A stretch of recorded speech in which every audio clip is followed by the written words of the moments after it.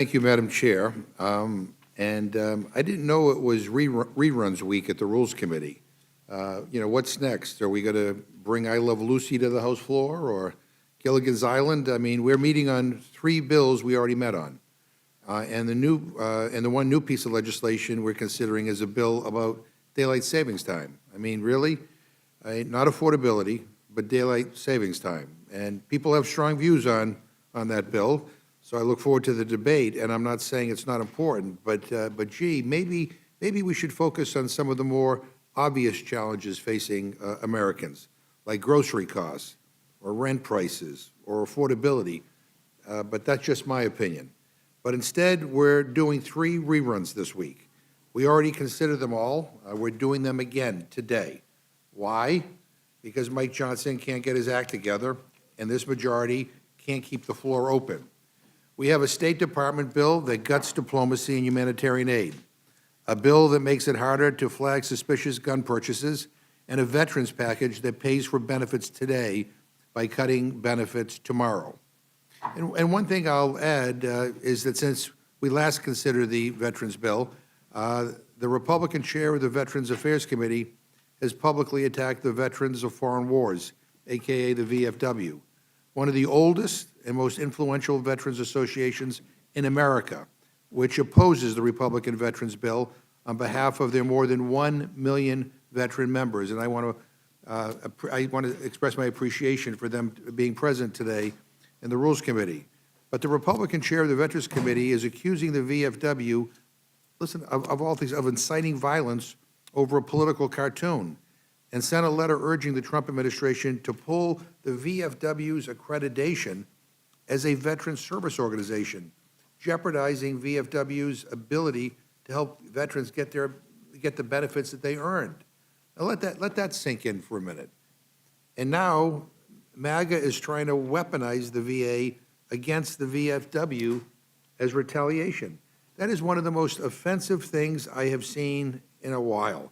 And I just want to say publicly that I find it deeply, deeply, deeply troubling. The VFW is not some fringe activist group. It's the voice of American veterans who served this country with honor and distinction. But the chairman's absurd comments fit a pattern with this majority and this administration of trying to use government to punish anyone who disagrees.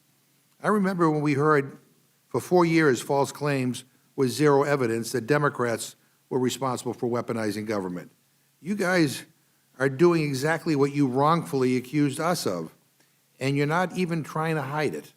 You're doing it out in the open for everyone to see. And I personally think it's really insulting for them to dishonor and disrespect those who served our country by questioning their patriotism and punishing them simply for disagreeing. This isn't complicated. When you draft a bill that cuts tens of billions of dollars in benefits for disabled veterans, veterans are going to oppose your bill. You know, Republicans are so consumed by their own dysfunction that they have stopped even pretending to care about the issues they claim to care about. Inflation, the cost of living, the things impacting everyday people. Those have all gone out the window.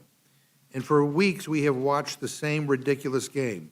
We sit through a meeting where Republicans claim the bills before us are incredibly important. Republicans report a rule that silences minority voices. Their own members start fighting with each other. Republican leadership finally admits the reality that we can all see, that they can't pass a rule. They are in charge, but they can't govern. The House shuts down, members get sent home early. And then some of those bills they claimed were so vital aren't even put back on the agenda. Clearly, the urgency was made up.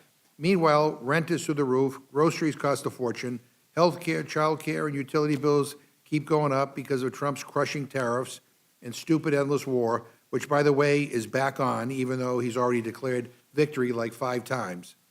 And Congress finally passed a bipartisan housing bill to lower housing costs. And what does Donald Trump do? Does he sign it into law to help people? Nope. He says he's uninterested. He calls it a, quote, big yawn. And he doesn't even sign it. It became law in spite of him, but not because of him. Think about how screwed up that all is. Families cannot buy a home. People's rents continue to go up and up. And the president treats housing prices like a bargaining chip to use in his attempt to rig the midterm elections in November. And it's not just him. A handful of fringe MAGA members are grinding the House to a halt over the same bill, the so-called Save America Act, that they think will help them win in November by making it harder for American citizens to vote. They know the bill has no chance of becoming law, but they are still willing to shut down the floor and throw a temper tantrum over it.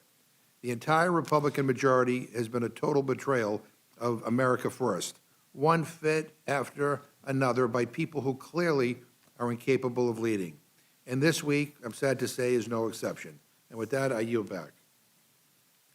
Thank you.